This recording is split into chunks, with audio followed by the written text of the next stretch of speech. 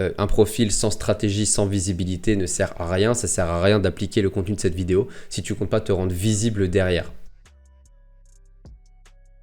Comment faire un super profil LinkedIn qui cartonne dans le cadre d'une alternance? Si tu as cliqué sur cette super miniature, c'est forcément que tu recherches une alternance et que tu veux cartonner, que tu as compris l'intérêt de LinkedIn. Et c'est exactement ce qu'on va voir dans cette vidéo. Je vais te montrer étape par étape sur le profil ce que tu dois faire, ce que tu ne dois pas faire avec des exemples concrets. Si tu me découvres tout juste, moi c'est Nicolas Dezeuvre. En décembre 2019, j'ai créé Assure ton avenir pour accompagner les candidats à ne plus galérer dans leur recherche de job, d'alternance et de stage. Et depuis 5 ans, c'est un carton. On a accompagné plus de 1200 candidats, 98% sont en poste aujourd'hui. Et je te laisserai d'ailleurs regarder les liens dans la bio un petit peu plus tard. Quand j'étais candidat, j'ai eu à peu près 70 opportunités d'alternance en 3 semaines en utilisant LinkedIn en 2017. J'ai même depuis été élu Top Voice 2 fois, indiqué jusqu'ici, certifié sur la plateforme par LinkedIn en 2022 et 2023 et je fais à peu près 10 millions de vues par an sur la plateforme. Donc autant te dire que je peux t'aider. Ok, trêve de blabla, on va démarrer dès maintenant. Donc là, je te partage mon écran depuis le début. Tu me suis peut-être déjà sur LinkedIn. Je ne sais pas d'où tu me connais à la base. Peut-être que tu me découvres tout juste. Donc bienvenue à toi. Et je vais t'expliquer étape par étape ce que tu dois faire. Donc là, moi, mon profil, c'est un profil orienté plutôt entrepreneuriat. Mais je vais t'expliquer pour de l'alternance comment faire. Ce que tu dois comprendre déjà, c'est qu'il y a 3 points qui sont super importants sur un profil LinkedIn, que ce soit d'ailleurs pour un CD ou pour une alternance. Il va y avoir ta photo, il va y avoir ton titre ici et il va y avoir ta rubrique info qui est juste là. Okay. Pour information, s'il te manque des rubriques, là, info, sélection, service, activité, le nom de la rubrique, c'est toujours ce qu'il y a en gras en haut à gauche ici. S'il te manque un nom sur ton profil, parce que si tu viens de le créer ou si tu n'es pas très avancé, forcément, il va te manquer des sections. En fait, ici, tu as le bouton ajouter une section au profil. Donc, il faut que tu ailles sur ton profil et tu fais ajouter une section. Et là, ça te propose la liste de toutes les sections et tu as juste à cocher pour dire je veux ajouter celle-ci par exemple, clac, et ça va te l'ajouter. Ok, donc ajouter une section au profil ici. Donc, je reviens sur la base. Ici, ce qui est super important, c'est de ne pas mettre en recherche d'une alternance, en recherche de quelque chose. Pourquoi? Parce que tu es en posture de demande, tu es en posture de soumission et ça, c'est pas du tout vendeur pour un recruteur. Donc, ce qu'il faut mettre, c'est plutôt quelque chose du style opérationnel pour, disponible pour, peu importe, en mettant surtout ton métier, des mots-clés avec ça qui vont te permettre d'être mieux référencé sur LinkedIn et sur Google. Par exemple, si tu cherches, je sais pas, en logistique, tu peux mettre logistique, tu peux mettre supply chain, gestion des stocks, approvisionnement, des mots qui tournent autour de ça aussi. Et puis, il faut aussi que tu indiques bien évidemment ta mobilité géographique, c'est où est-ce que tu peux aller travailler en France, où est-ce que tu peux agir, c'est pas ton adresse, c'est bien ta mobilité. Il faut que tu mettes aussi ta disponibilité, est-ce que c'est maintenant, dans 1 mois, dans 2 mois?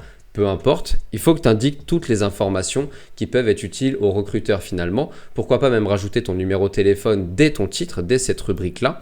Et indiquer ton rythme d'alternance, le type de contrat. Je rappelle qu'alternance n'est pas un type de contrat, mais qu'on va parler plutôt d'apprentissage ou de professionnalisation. Ok, donc ça c'est un petit peu ce qu'il faut mettre dans ton titre aujourd'hui et non pas qu'en recherche de je sais pas quoi, ça ne marche pas du tout. Ok, et ça c'est important, pourquoi? Parce que les gens le voient même sans cliquer sur ton profil, dans le fil LinkedIn, là typiquement tu vois ici, clac, clac, tous ces gens-là, je vois leur titre directement. La photo, elle est hyper importante parce que LinkedIn comprend que ton profil est complété si tu mets une photo, donc tu vas être plus visible par la plateforme et surtout on la voit aussi comme là encore une fois en bas à droite sans forcément cliquer dessus, donc ça attire l'œil.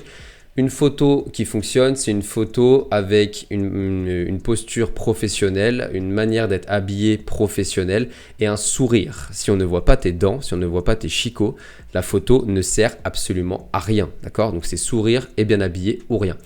Hyper important. Et encore une fois, ce sont les deux choses que les gens qui ne cliquent pas sur ton profil voient. Donc extrêmement important à consolider.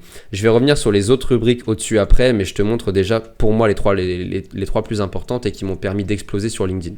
Ok, donc j'arrive à la rubrique info, donc te fie pas trop à ce que j'ai écrit là parce que moi il y a un axe plutôt business, toi c'est le côté plutôt candidat, mais en gros ce qu'il faut que tu fasses c'est ne pas simplement faire un copier-coller de ce que tu as indiqué dans ton titre, mais d'aller beaucoup plus loin, d'expliquer concrètement pourquoi tu veux faire ce métier-là et le simple fait de dire que tu es passionné ça ne marche pas, il faut absolument que tu donnes un exemple beaucoup plus concret, beaucoup plus précis. Ensuite, il faut que tu indiques évidemment tes coordonnées, tous les métiers, tous les postes de métiers pour lesquels tu es disponible. Ça, c'est super important également. C'est une question de référencement encore une fois. Donc, si tu es en communication, tu peux dire que tu es disponible pour un poste de chef de projet communication, chargé de communication, community manager, etc. etc. d'expliquer voilà concrètement pourquoi tu veux faire ça, quelle est ta mobilité, ta disponibilité, les caractéristiques globales de ta recherche finalement, pourquoi pas quels sont tes challenges à 1 an, 3 ans, 5 ans pour montrer un peu ton ambition et ta vision des choses. Bref, vraiment montrer que tu es la bonne personne et pourquoi pas si tu as des recommandations également d'anciens responsables, pourquoi pas mettre des extraits ici. Bon, nous c'est parce qu'on a que des avis 5 étoiles partout sur internet sur nos prestations de coaching de candidats, mais si tu as un ancien tuteur ou autre qui a un avis très positif, n'hésite pas à le mettre comme ça aussi, c'est extrêmement intéressant. Voilà ce qu'il faut que tu fasses dans ta rubrique et si tu es en développement web ou que tu as, je sais pas, un GitHub, un portfolio parce que tu es en graphisme, peu importe, n'hésite pas à mettre le lien également ici. Mieux vaut mettre un lien trop de fois entre guillemets que pas assez, ok? Super important. Donc prends bien le temps d'expliquer ta rubrique info. Quel est ton projet, qu'est-ce que tu recherches, à quel endroit, à partir de quand, tes coordonnées, numéro, email, les recommandations si tu en as, les postes pour lesquels tu es disponible, etc., etc. Je vais revenir du coup sur la partie haute maintenant. Ici, donc on a la bannière qui est importante mais qui n'est pas la plus importante. Ce qu'il faut faire, c'est déjà en mettre une, c'est mieux, mais surtout derrière, c'est de mettre quelque chose en lien avec ta recherche et notamment ce que chez nous on appelle la cerise sur le gâteau. La cerise sur le gâteau, qu'est-ce que c'est? C'est simplement un élément que tu as, que tes concurrents n'ont pas et qui peut être extrêmement utile pour ta recherche d'alternance. Par exemple, si tu cherches, je sais pas, dans le motion design et que tu as des compétences poussées en graphisme pur ou en développement web et même en montage vidéo, ça peut être très intéressant de le dire. Si tu es commercial et que tu parles anglais couramment, ça peut être très intéressant de le dire. Voilà, des choses qui tournent autour de ça, qui sont des informations essentielles que l'entreprise doit connaître, mais qui ne sont pas directement liées à ton offre. Et ça, c'est ce qu'on appelle un avantage concurrentiel, une cerise sur le gâteau. Ça peut être également la connaissance d'un secteur précis. Imaginons que tu postules demain en marketing et que tu postules dans un garage automobile et que tu es un passionné d'automobile depuis toujours, ça va être très intéressant pour l'entreprise de savoir qu'en plus de postuler, tu es passionné de ce secteur-là. Donc c'est identifier ça et l'indiquer clairement dans ta bannière. Tu peux aussi mettre une citation, des choses qui tournent autour de ça, mais ce n'est pas forcément le plus pertinent. Ici, je crois que j'ai fait le tour, donc il faut bien que tu indiques tes coordonnées, bien évidemment. Ici, le numéro, l'email, donc ça, c'est simple, hein, tu vas ici où il y a le petit crayon toujours, et puis là, tu indiques clairement toutes les informations liées à ta recherche. Voilà, là, tu as les statistiques. Mon réseau, élément enregistré, ça c'est pas forcément essentiel. Ensuite, la partie service, c'est pareil, ça c'est plutôt quand tu es en posture comme moi de vendre des choses. Sur la partie sélection, ça c'est important, c'est que, pareil, il faut que tu la ajoutes à ton profil, généralement elle n'y est pas dès le départ. La rubrique sélection, ici tu cliques sur un plus pour en créer une nouvelle, ça c'est pour modifier l'existant, le crayon, et le plus c'est pour créer une nouvelle, d'accord ? Ici, la rubrique sélection, les recruteurs ont de plus en plus l'habitude de venir chercher les CV dans cette rubrique-là. Donc, je t'invite à mettre ton CV. Donc, tu cliques sur plus, tu fais ajouter, ça doit être un média. Je crois que c'est un média. Ajouter un média, tu ajoutes ton PDF et ça va te proposer, ça va indiquer le CV ici. Pareil, si tu as un post LinkedIn qui a cartonné que tu as envie de mettre en avant, si tu as, ça peut être un GitHub, ça peut être un portfolio, ça peut être beaucoup de choses, des exemples de réalisation. À ce moment-là, n'hésite pas à les indiquer ici également. Voilà, moi j'ai mis le lien du webinaire parce qu'actuellement on fait des webinaires. Tu as le lien d'ailleurs dans la bio, tu peux t'inscrire pour la prochaine séance directement. Mais ça, fais-le après. Ici, donc ça c'est les publications LinkedIn. Publications LinkedIn, je te fais un petit point stratégie, même si c'est pas du tout l'objet de cette vidéo, j'en ferai une plus tard, donc abonne-toi. Je vais parler stratégie dans une autre vidéo. Je vais rentrer dans le détail aussi. Ici, en fait, ce qui est important, c'est que quand tu vas te mettre à publier, puisqu'il faut que tu publies, quand tu vas te mettre à publier, il y a des gens qui vont liker, commenter tes posts.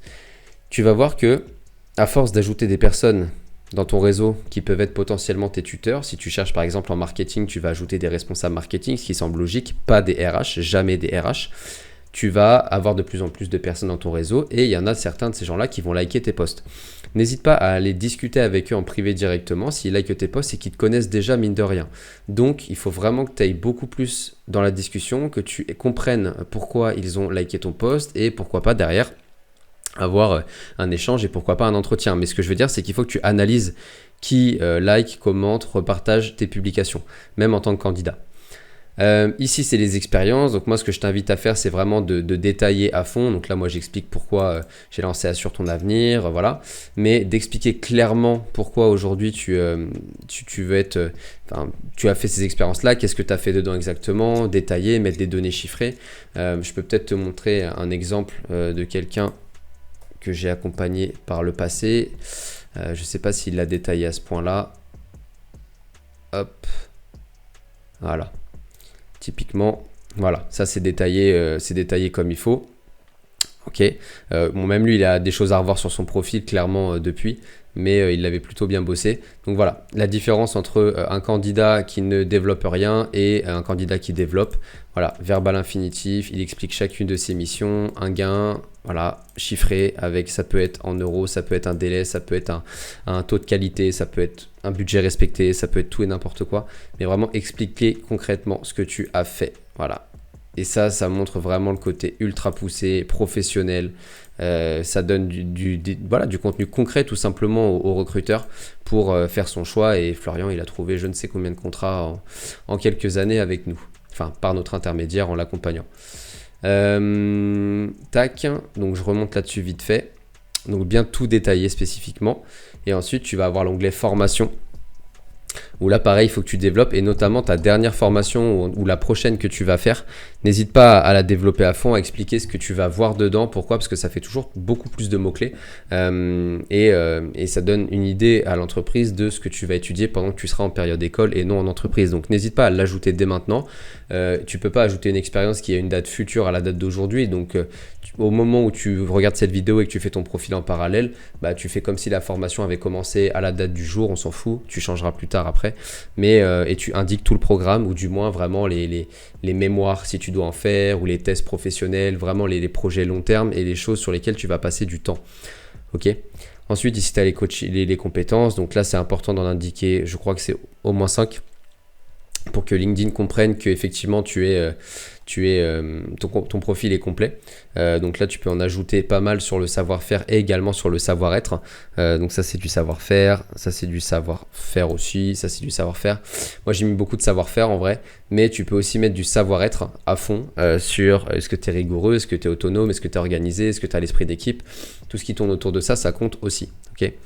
Les recommandations, c'est également super important. Bon, moi, c'est des recommandations côté candidat, évidemment. Mais voilà, ça rassure énormément quand des candidats veulent se faire accompagner en coaching et tu peux en faire partie complètement.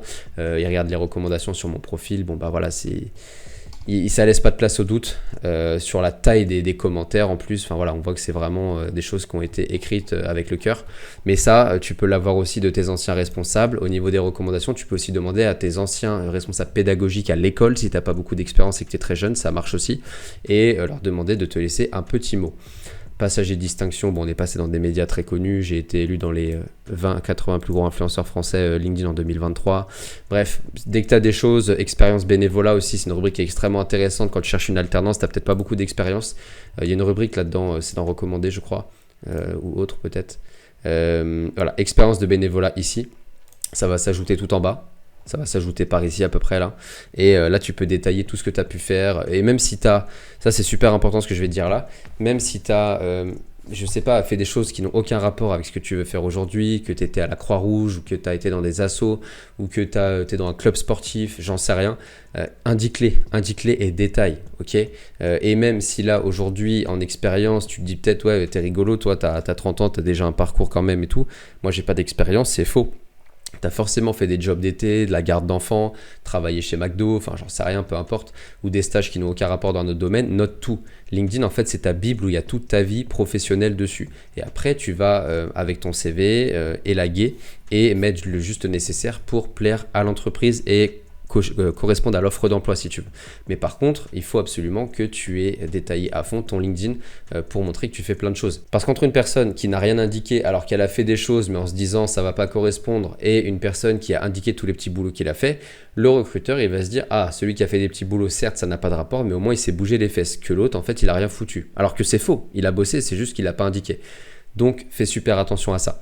Voilà, donc pour conclure avec cette vidéo, mets une photo très propre, comme ça, tu n'as pas besoin d'avoir Un shooting à 3000 balles, tu peux juste le faire avec ton téléphone. Aujourd'hui, ils font des super qualités, donc n'hésite pas.